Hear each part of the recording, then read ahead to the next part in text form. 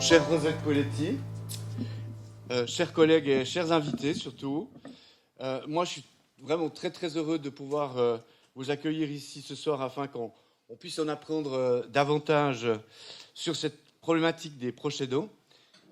C'est un aspect de la vie de tous les jours auquel la Croix-Rouge vaudoise attache énormément d'importance. Depuis quelques années, les mots proches aidants font petit à petit leur place dans le vocabulaire courant, et ceci notamment grâce aux efforts consentis par l'État de Vaud et aussi tout ce qu'on met en route avec d'autres institutions. Malgré tout, il est souvent difficile aux personnes qui accompagnent un proche qui se trouve dans une situation de handicap ou de maladie d'accepter une aide extérieure, voire de s'identifier eux-mêmes comme étant des proches aidants. Mais il est vrai aussi que d'endosser un tel rôle ne va pas de soi. C'est la raison pour laquelle la Croix-Rouge vaudoise propose plusieurs activités. Moi, je saurais conclure cette introduction, que j'ai voulu assez brève pour laisser de la place à tout ce qui va suivre, sans adresser un immense merci à Madame Poletti pour sa disponibilité et surtout qui nous fait l'honneur de devenir la marraine des proches aidants soutenus par la Croix-Rouge vaudoise. Les proches aidants, ils ont toujours existé. Les proches aidants, ce sont tellement de gens différents. Ce sont les parents qui s'occupent d'un enfant qui a un handicap ou une maladie. Ce sont les conjoints qui s'occupent de leur mari ou de leur femme. Ce sont aussi les enfants qui prennent soin de leurs parents vieillissants. Et puis, ce sont aussi, et on les voit moins, et ça apparaît moins, tous les gens qui ont un proche avec de gros problèmes psychiatriques ou psychologiques. Foncièrement, on a dans notre ADN ce désir de faire quelque chose pour nos proches, pour les aider d'une manière ou d'une autre. En fait, aider un proche, c'est une activité prenante. C'est une activité prenante parce que certaines personnes ne peuvent pas rester seules du tout. Elles ont besoin de quelqu'un, elles réclament une présence 24 heures sur 24. À la longue, le poids peut devenir lourd. Et dans la durée, ce qu'on faisait volontiers sur un temps très court, dans la durée, il y a un déséquilibre qui peut survenir. Et ceux qui aident, qui partagent la vie de la personne malade, entre guillemets, n'y arrivent plus. Les aidants eux-mêmes ont à développer la capacité de prendre soin d'eux. Apprendre à honorer ses propres limites, c'est encore reconnaître que parfois on n'a plus les compétences nécessaires. C'est-à-dire qu'il est essentiel de demander de l'aide à certains moments. Être un proche aidant peut contribuer à cette augmentation de notre être lorsque les conditions sont adéquates. Et en conclusion, c'est un petit poème de Jean de Bruyne. Il dit « Oser sa vie, c'est ouvrir son cœur, ses bras, ses yeux. C'est dire oui malgré l'inconnu. C'est accepter de prendre la route sans carte ni boussole. C'est aller à la rencontre de soi, des autres et du monde. C'est ce que font tous les proches aidants, ces héros de l'ombre. Ils ont droit à notre reconnaissance et à notre aide. Ce sont eux qui participent à rendre humaine notre société. Et je vous remercie pour votre attention. Sans plus tarder, j'ai le plaisir de passer la parole au modérateur de la table ronde, donc, Monsieur Stéphane Balamant, co-responsable du secteur social et bénévolat, donc qui a l'habitude de traiter cette thématique. Bonsoir mesdames, bonsoir messieurs. Donc nous allons poursuivre sur cette thématique des proches aidants, ces héros de l'ombre, avec une table ronde. Et puis, voilà, en tout cas pour moi, ça me fait vraiment plaisir de vous voir si nombreuses et nombreux pour assister justement et échanger sur ce thème. J'imagine que vous avez dû, en accompagnant votre mère, à un moment donné, sentir aussi de la fatigue, voire même du découragement. Mon grand découragement, c'était au tout début, suite à un décès de mon père. Et puis j'ai ma mère qui était quand même un peu dépendante de mon père. Et puis ceci, voilà, j'ai dû prendre un peu le relais, d'être là, de la soutenir. Et elle a besoin aussi d'aide parce qu'elle est en mobilité réduite.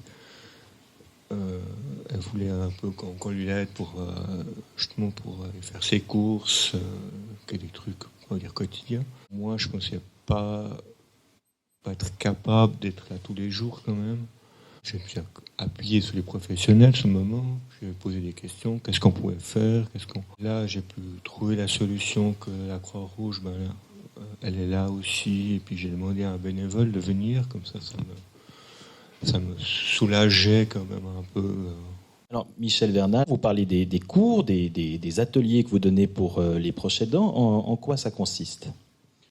Alors, la Croix-Rouge vaudoise donne une série de cours exclusivement destinés aux proches aidants. C'est-à-dire que on a repéré un certain nombre d'attentes, de besoins de formation, comme par exemple aider à mobiliser le proche malade de sa chaise roulante, au WC, au lit. Il y a des cours aussi sur la vieillesse. Quand est-ce que la vieillesse devient pathologique? Est-ce que la vieillesse normale, c'est normal d'oublier? Il y a un cours particulièrement là que le SASH soutient, c'est « Et si j'étais proche aidant ?» C'est-à-dire de permettre aux proches aidants d'accéder à un certain nombre d'informations, différentes ressources qu'ils pourraient utiliser pour...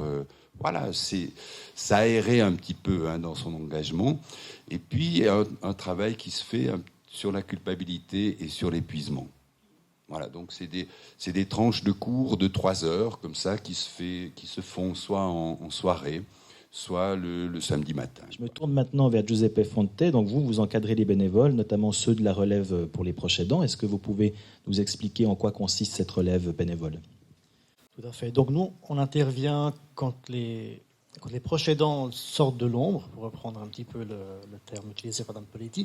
Notre rôle, c'est de pouvoir organiser donc une relève qui permette, en tout cas quelques heures par semaine, donc aux proches aidants de pouvoir souffler un petit peu, d'analyser avec lui les besoins de la personne, et puis après de trouver aussi le bénévole qui va pouvoir aller sur place et donc s'occuper de la personne pour pouvoir dire aux proches aidants, rassurez-vous, vous laissez la personne entre de bonnes mains et puis partez l'esprit tranquille. La notion de confiance est centrale.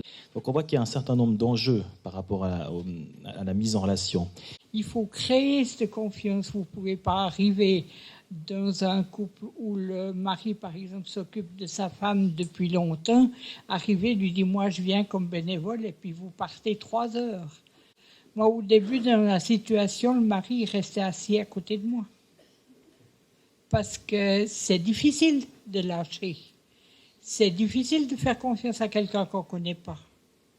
Quand on entend le terme relève bénévole pour les proches aidants, j'imagine qu'il y a forcément des limitations.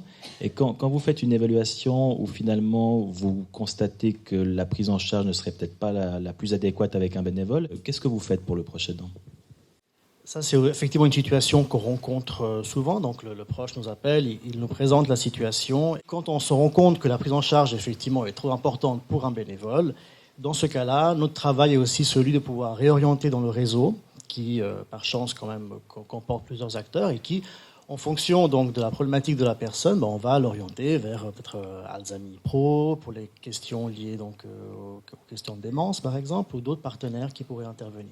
Au fond, quelles ont été vos motivations pour vous engager en tant que bénévole ? Alors, moi, j'ai pu, durant toute ma vie professionnelle, côtoyer des proches aidants. J'ai pu voir aussi leur dévouement, leur courage et souvent leur fatigue. Et puis, arrivé à la retraite, je me suis dit, je vais faire du bénévolat, c'était déjà dans mon idée. Et je me suis dit, voilà ce que je peux faire.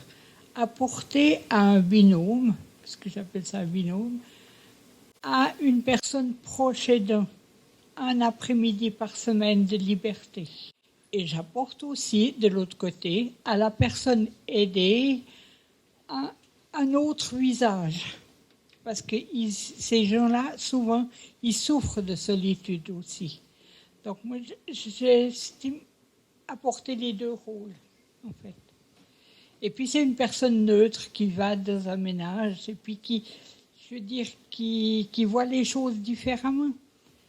Alors Michel Vernat, avec vos moultes casquettes, vous donnez également les cours pour les bénévoles. Sur quoi vous insistez particulièrement dans ces cours ?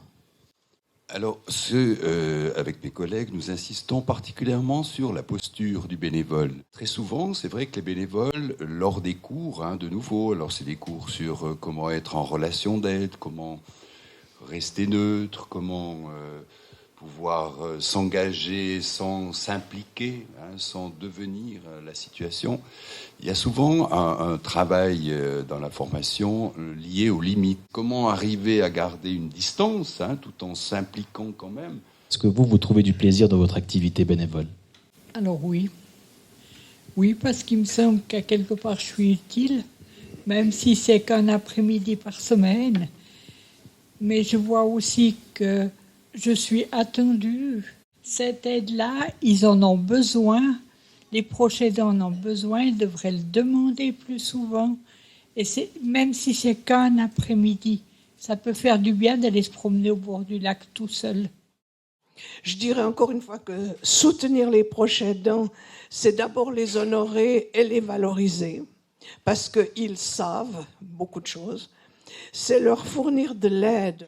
Je finirai par une phrase d'un psychologue qui s'appelle Camille Legrand, qui écrit « Prendre soin de quelqu'un, c'est une des tâches les plus nobles auxquelles on puisse aspirer.